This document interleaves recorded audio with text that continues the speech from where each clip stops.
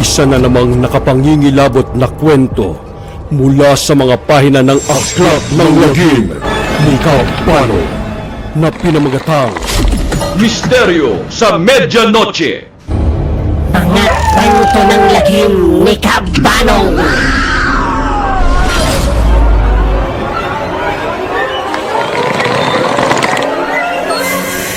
Mga kasangga, bago ang lahat ay binabati ko muna kayo ng isang manigong bagong taon sa inyong lahat. Meron akong natanggap na kwento ngayong araw na ito at agad-agad kong ibabahagi ito sa inyo. Dahil tungkol ito sa nakapangingilabot na karanasan ng isa sa ating mga taga-subaybay ngayong nakalipas na bagong taon. Halina at samahan niyo ako sa pakikinig. Magandang araw, Kabano. Nais ko muna kayong batiin ng manigong bagong taon sa inyo at sa lahat ng inyong taga-subaybay. Sana ay mabasa niyo agad itong email kong ito dahil mainit-init pa ito at katatapos lang. Isang misteryo na naganap sa amin noong medianoche. Itago niyo na lang ako sa pangalang Reynaldo. Kalilipat lang namin dito sa Las Piñas City. Ako ay nasa 49 years old na. Matagal-tagal na rin kaming nangungupahan. At sa awa ng Diyos ay nakabili rin kami ng sarili naming bahay.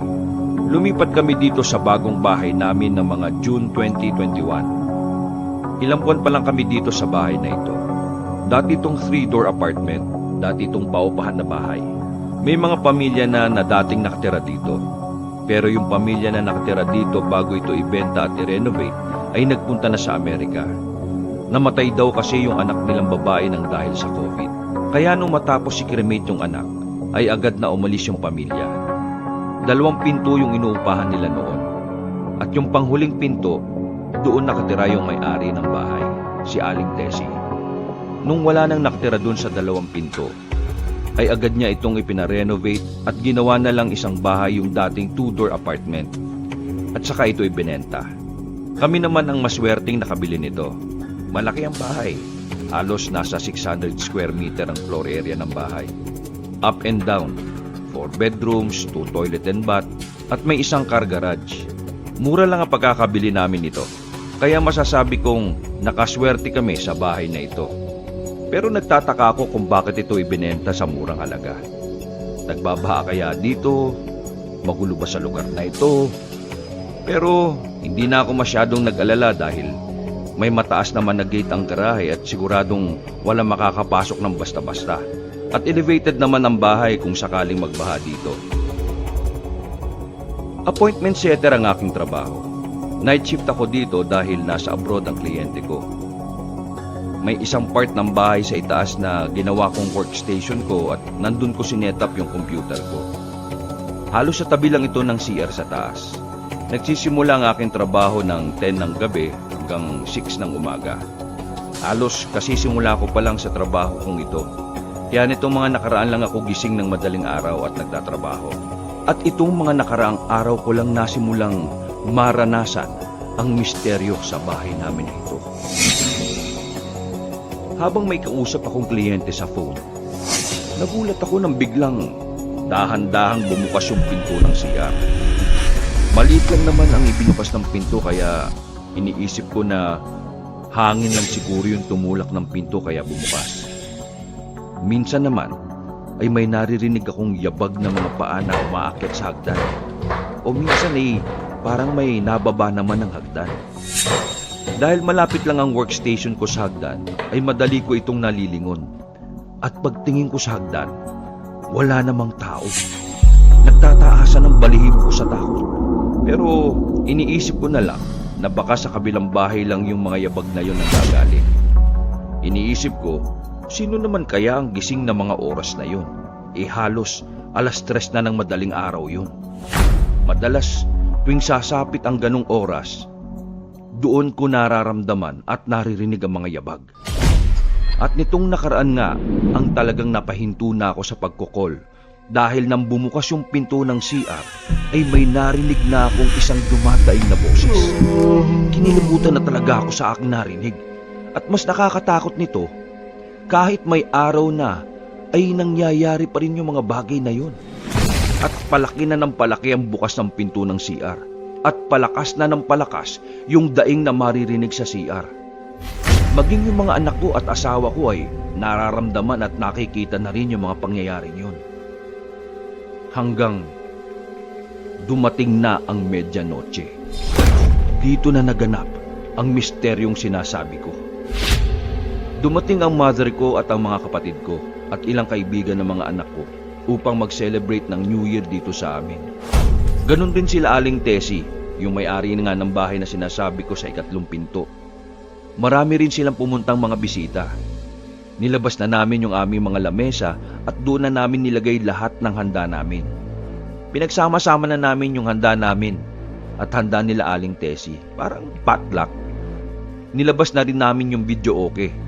Masaya kaming nagkakainan at nagkakantahan at nanunood ng fireworks ng mga kapitbahay. Pero may napapansin lang akong isang babae na bisita. Nakaputi lang siya. Samantalang ang pinag-usapan namin ay magsuot kami ng damit na kulay very peri dahil yun ang maswerteng kulay ngayong taon. Iniisip ko, baka naman hindi namin yung bisita at baka bisita yun nila Aling Tessie. Mahaba ang kanyang buhok at kulay kalawang ito. Hindi ko mapigilan na hindi siya pansinin dahil siya lang ang bukod tanging nakaupo sa isang sulok at walang kibo. Minsan ay tatayo siya sa tapat ng bahay namin at tinitingnan lang niya ang kabuuan nito. Iniisip ko baka nagagandahan siya sa pagkakadekor namin ng bahay. Pero dahil abala rin ako sa panonood sa mga fireworks, ay nawawala rin ang atensyon ko sa kanya. Minsan, nawawala siya. Iniisip ko baka pumasok siya sa bahay nila Aling Tessie. At nung matapos na kaming mag-medyanoche, edi busog na ang lahat. Nagkuhaan naman kami ng litrato. Kinuhaan namin yung family namin. Tapos, kasama namin yung mga bisita namin. Pagkatapos naman, sila Aling Tessie. Nakita ko yung bisitang babae na nakaputi na sumasama naman sa grupo ni Aling Tessie at nagpapapicture rin ito. Pero talagang tahimik lang siya. Iniisip ko baka mahiyain lang talaga ito kaya ganon. Natapos na ang pagsalubong sa bagong taon. Yung ibang bisita namin ay umuwi na at ganon rin ang mga bisita ni Aling Tessie. Di ko na rin nakita yung babaeng nakaputi. Baka ako umuwi na rin ito. Kinaumagahan ng January 1, agad akong pumunta kay Aling Tessie para ipakita sa kanya yung mga picture namin at para isend ko na rin sa kanya yung mga kuha nila. At nung binabrowse na namin yung mga pictures, kinilabutan ako sa mga nakita ko. Dahil lahat ng picture nila Aling Tessie na alam kong sumasama yung babaeng nakaputi sa picture taking, ay wala siya sa litrato. Kahit yung litrato nila na ako mismo ang kumuha at naalala kong nandun yung babaeng nakaputi sa tabi, ay wala rin siya dun. Tinanong ko na si Aling Tessie kung sino yung bisita nilang nakaputi kagabi. Mahaba ang buhok nito at kulay kalawang yung buhok. Abay, nagulat si Aling Tessie sa tanong ko. Wala naman daw silang bisita na babaeng nakaputi kagabi na mahaba at may kulay ang buhok. Siya man ay kinilabutan sa sinabi ko. Agad siyang pumasok sa loob ng bahay nila at kinuha niya yung cellphone niya at may hinanap siyang picture doon. At nung pinakita na niya sa cellphone niya yung picture, nagtaasan talaga yung balahibo ko. Dahil yung nasa picture ay yung nakita kong babae nung gabi. Sabi ni Aling Tessie, siya daw yung anak na babae nung dating nakatira sa bahay namin na namatay ng dahil sa COVID. Napakabilis daw kasi ng pagkakamatay nito. Hindi na daw nakuhang makausap ng mga magulang at mga kamag-anakan nito mula nang ipasok sa ospital yung babae. Patay na daw ito nang ilabas sa ospital at diretso cremation na kagad ito. Ikinwento ko kay Aling Tessie yung mga nararamdaman namin sa bahay namin. Malamang daw ay bumabalik yung kaluluwa ng babae dahil siguro ay namimiss niya yung dating bahay nila at dahil sa biglang pagkamatay nito ay hindi niya rin matanggap na patay na siya. Kaya bumabalik-balik pa rin siya dito at talaga namang sumama pa siya sa pag-celebrate ng New Year. At malamang kaya siya malungkot ay dahil hindi na nga niya nakikita ang pamilya niya dahil nga nasa abroad na nga ito. Agad kaming pumunta sa malapit na simbahan ni Aling Tessie upang ipabless namin yung bahay at ipagdasal na rin ang kaluluwa ng babaeng nakaputi. para magkaroon na ito ng katahimikan at matulungan siyang makatawid sa kabilang buhay sa pamamagitan ng panalangin. Sana ay hindi na siya magparamdam sa bahay namin para maging kami ay magkaroon na rin ng katahimikan. Sana Kabanong ay nagustuhan niyo ang kwento kong ito. Muli ay binabati ko kayo ng manigong bagong taon at sa lahat ng inyong tagapakinig. God bless po sa inyong lahat. Mga kasangga, narinig niyo ang kakaibang kwento ng misteryo ni Reynaldo, na maging sa bagong renovate na bahay ay may mga misteryo ring nagaganap. At hindi lahat ng mga kaluluwang nagpaparamdam ay ibig manakot at manggulo. Maaring yung ibang kaluluwa ay hindi lang matahimik o hindi nila alam na wala na pala sila sa mundong ibabaw. Kaya bagkus na matakot, alayan na lang natin sila ng panalangin. At pabindisyonan nyo na rin ang inyong bahay para ito ay maproteksyonan ng poong may kapal. Dahil para sa akin ay panalangin pa rin sa Panginoon ang pinakamabisang panlaban sa lahat. Kung nagustuhan nyo ang kwento natin sa araw na ito, ay huwag kalimutang pindutin ang like button at mag-iwan ng comment kung ano ang saloobin nyo sa kwento natin ito at agad ko itong sasagutin. At kung bago pa lang kayo sa channel kong ito, ay kung maaaring pindutin nyo na rin ang subscribe at join button para ma-notify kayo sa mga bago nating videos at maisama ko kayo sa shoutout sa susunod na video. At ang mga bago nating mga subscribers ay sina... Medyo mega shoutout po ito marami-rami ito. El Bilingan, Jean Galay, Angelo Candelaria, Chay Abaco, The Warrior Angel, Jaymar Belarmino, Shyla Hart, Eldifer 76, Apple Vencio, Pauline Mosura. Sila yung mga nag-comment. At ngayon naman, ito yung mga bagong subscribers natin.